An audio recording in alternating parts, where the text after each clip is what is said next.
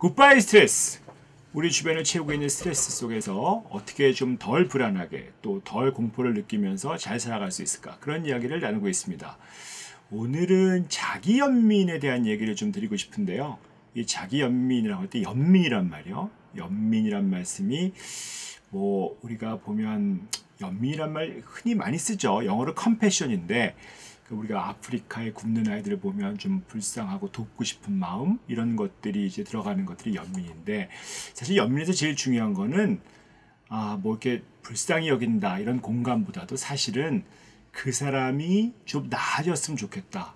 굶는 게 좀 해결이 되고 아픈 것이 좀 나아지고 그런 어떤 정말 따뜻한 그런 느낌을 이야기하는 거거든요.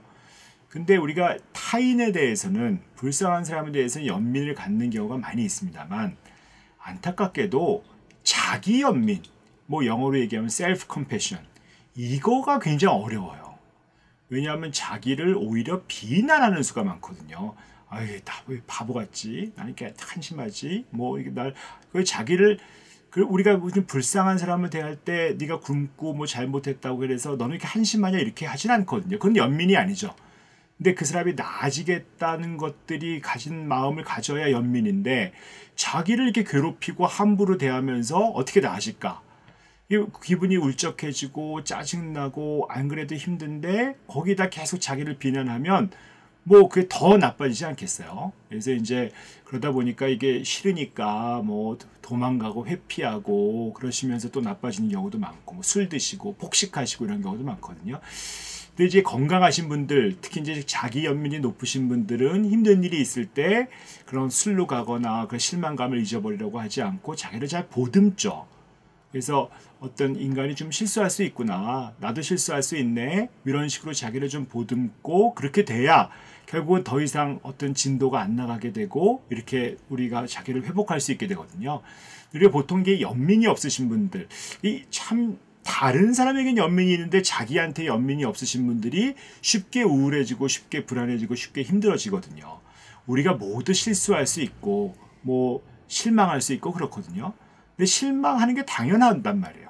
그런데 거기서 우리가 그 실망에서 벗어날 수 있는 거는 연민이라고 하는, 소위 얘기한 불쌍히 여길 줄 아는 마음, 또 내가 좀 좋아졌으면 하는 그런 마음이 있는 것들이 되면서 그것이 자기를 향할 때, 소위 자기 연민이 있을 때 회복이 되는 거거든요. 그래서 일단 연민을 가지려면 어떤 순간에도 자기한테 친절해야 됩니다. 실수 저질렀다고 해서 하여튼 갈구고 힘들게 만들면, 내가 누구한테 실수했다고 해서 그 사람을 계속 갈구면 그 사람하고 저하고 관계가 좋아질 리가 없잖아요.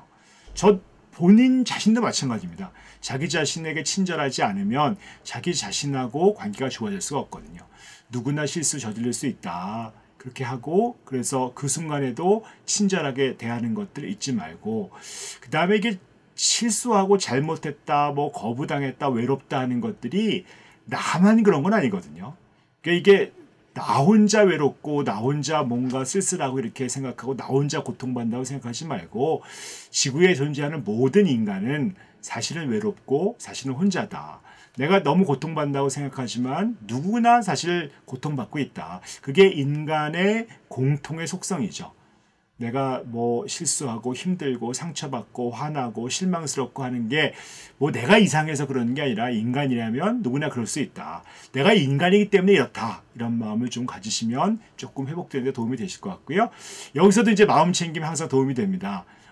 내가 마음이 상했구나 하면 그 상한 기분을 그냥 알아차리고, 마음 상했다, 그 상한 거 그대로 받아들이고 억누르려고 하지 말고, 마음 상함, 내가 마음이 상했네, 이렇게 하시면 훨씬 회복하기가 좋아진다고 볼 수 있습니다.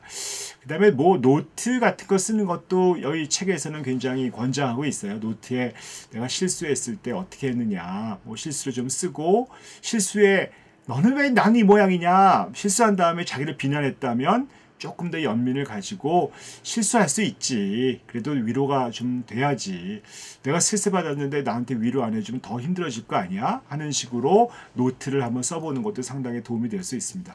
근데 이 자기 연민이라는 게 시간이 많이 걸려요. 또 많은 사람들이 자기 연민을 하면 자기가 발전하지 못할 것 같고 그런 마음 때문에 더 잘 못하시거든요.